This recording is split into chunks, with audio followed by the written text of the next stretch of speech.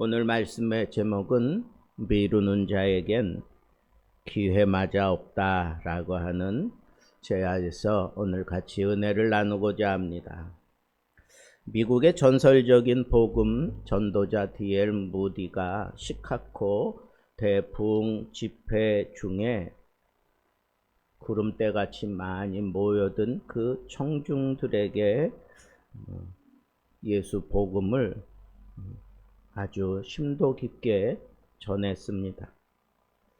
그리고는 그가 이런 말을 하면서 그날 집회가 마쳤습니다. 예수 그리스도를 믿으십시오. 그러나 오늘 밤은 돌아가 숙고하십시오. 내일 결단해도 늦지 않습니다. 그런데 그날 밤에 우리가 알고 있는 시카고에 대화재가 일어나게 됩니다. 그리고 수백 명이 불에 타 죽습니다. 무디는 그날의 그 발언을 평생 후회했다고 했습니다. 사람들에게 결단을 미루라 한 것이 내 생애에서 가장 슬픈 실수였다라고 그렇게 자주 얘기를 했다고 합니다. 오늘 본문에 나오는 벨릭스 총독도 복음을 들었지만 결단을 미룬 사람입니다. 복음을 듣고도 믿지 않고 미룬 자, 그에게 어떤 일이 일어났을까 궁금합니다. 오늘 말씀을 통해서 우리 삶에 주어지는 복음의 긴박함, 그 기회, 하나님의 인내를 오해하면 어떤 결과가 일어나는지 깊은 도전이 되는 시간이 되기를 바랍니다. 벨릭스는 진리를 듣고도 그냥 반응이 없었던 사람은 아닙니다. 흔들리는 사람이었습니다. 벨릭스가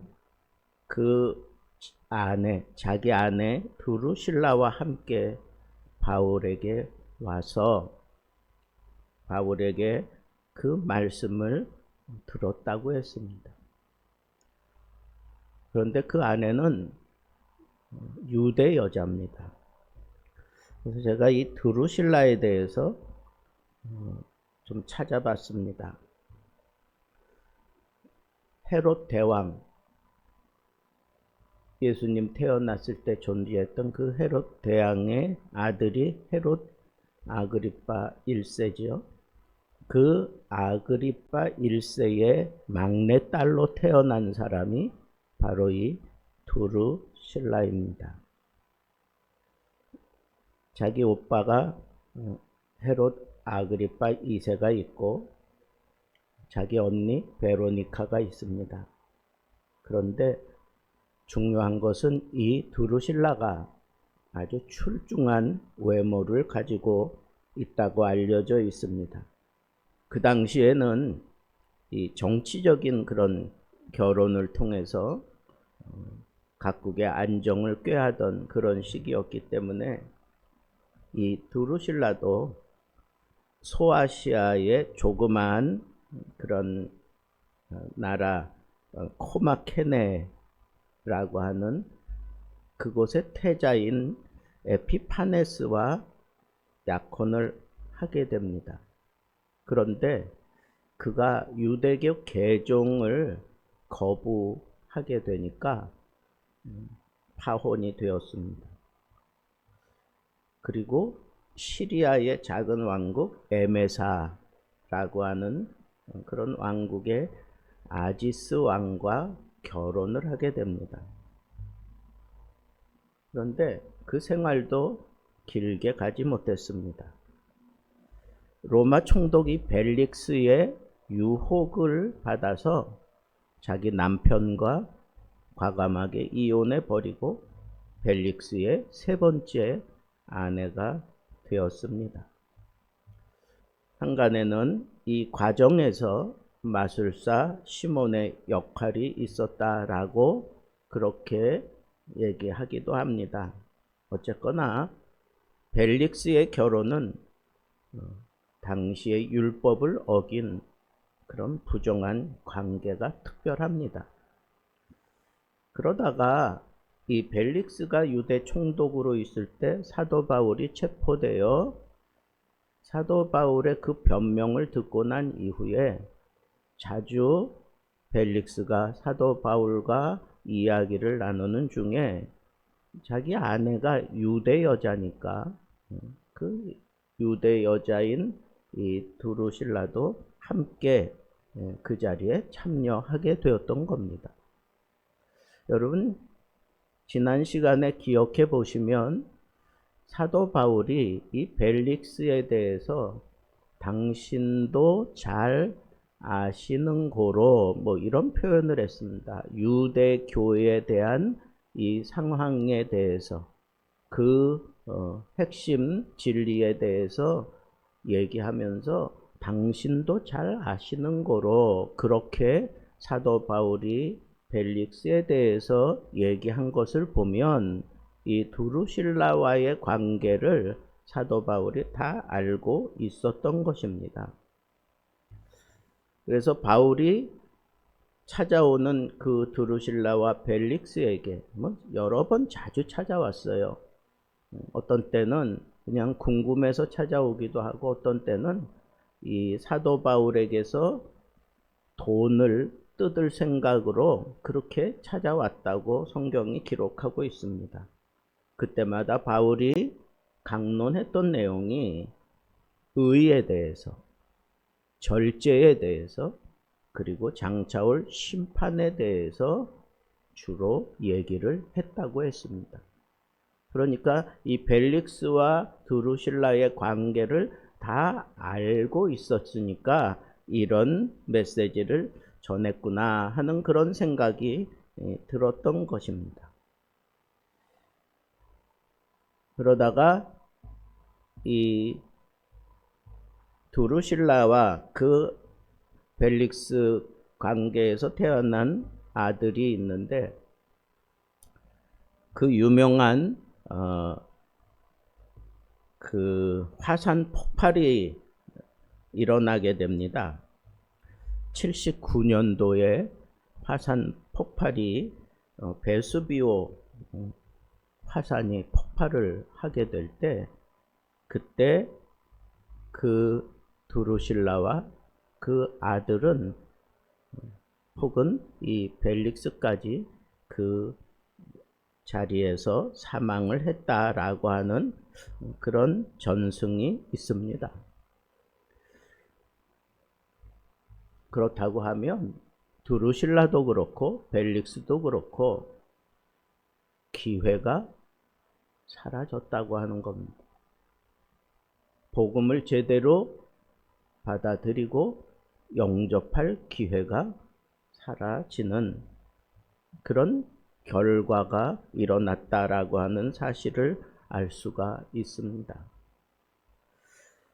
저는 오늘 말씀을 이렇게 곰곰이 묵상하면서 이 진리를 듣고도 마음에 양심에 찔림은 받지만 궁극적으로 회개하고 돌아서지든 않는 사람들이 우리 가운데에도 얼마든지 있구나라고 하는 사실을 우리가 생각할 수 있습니다.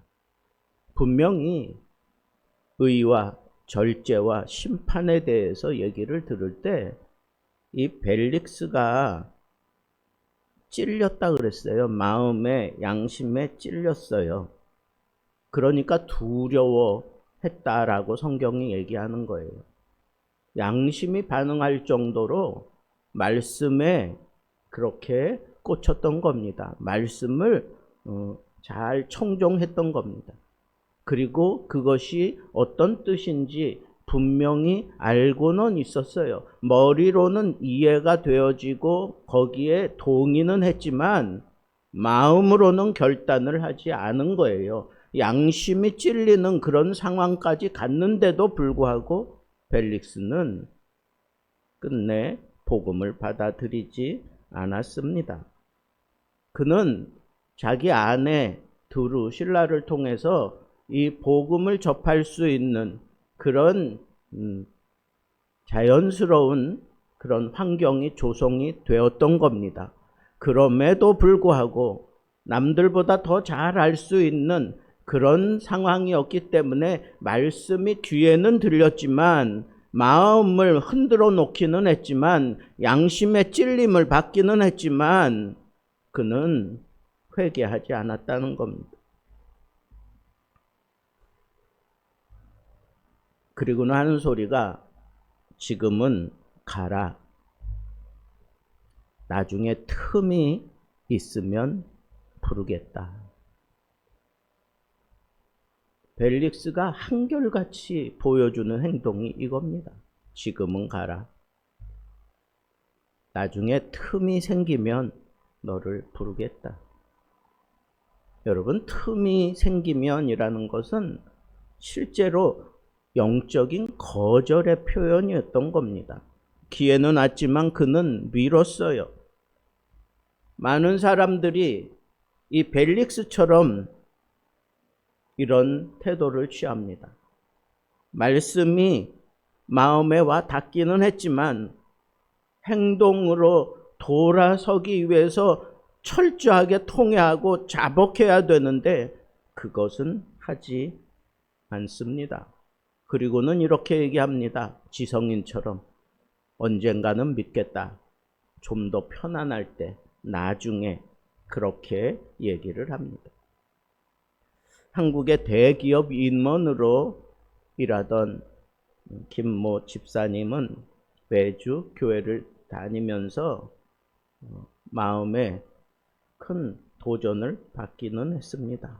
그런데 그 마음으로부터 끌어당기는 회심에 대한 갈급함이 그에게 계속 노크했지만 그는 이렇게 얘기합니다. 지금은 바쁘고 내가 은퇴하면 하나님께 올인해 보겠다. 그러나 어느 날 그는 급성 심근경색으로 갑작스럽게 세상을 떠나버리고 말았습니다. 그는 주일마다 예배당에 앉아 있었지만 주님의 임재 속에 들어가지는 못한 채 세상을 뜨고 말았습니다. 하나님의 기회는 오늘이고 지금입니다. 고린도후서 6장 2절에 보라 지금은 은혜 받을 만한 때요. 보라 지금은 구원의 날이로다. 지금을 거듭 강조하는 이유는 제2의 기회는 없다라고 하는 이 분명한 사실을 우리에게 강조하는 겁니다.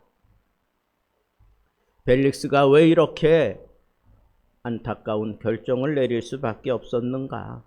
오늘 본문 말씀 26절에 보니까 그가 또 바울에게서 돈을 받을까 바라는 거로 더 자주 불러 같이 이야기하더라.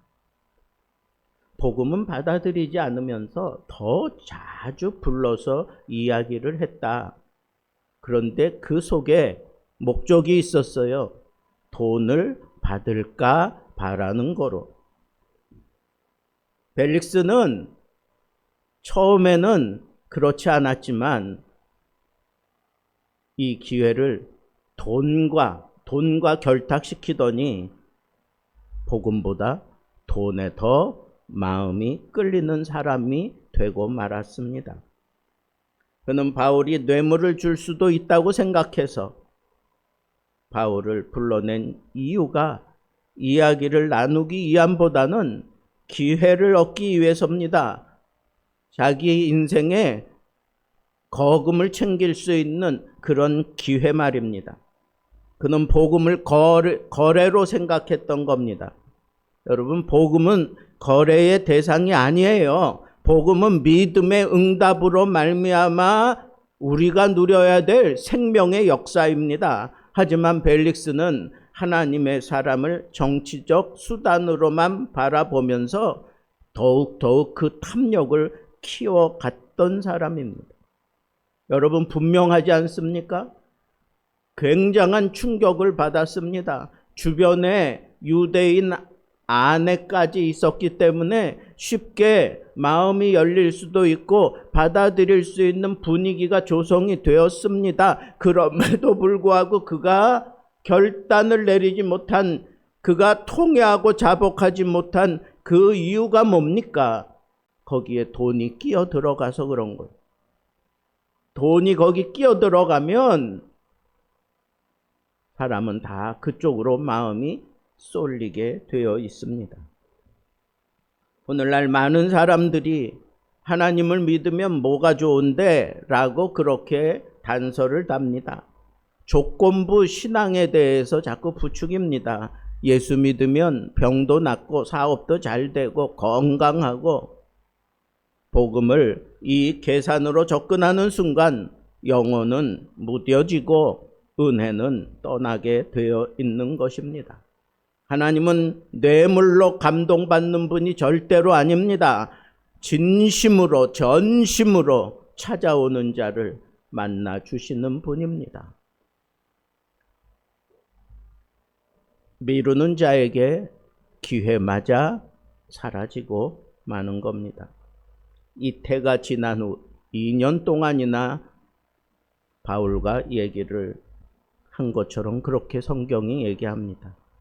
벨릭스를 이어서 보르기오 베스도가 유대의 총독으로 오게 됩니다.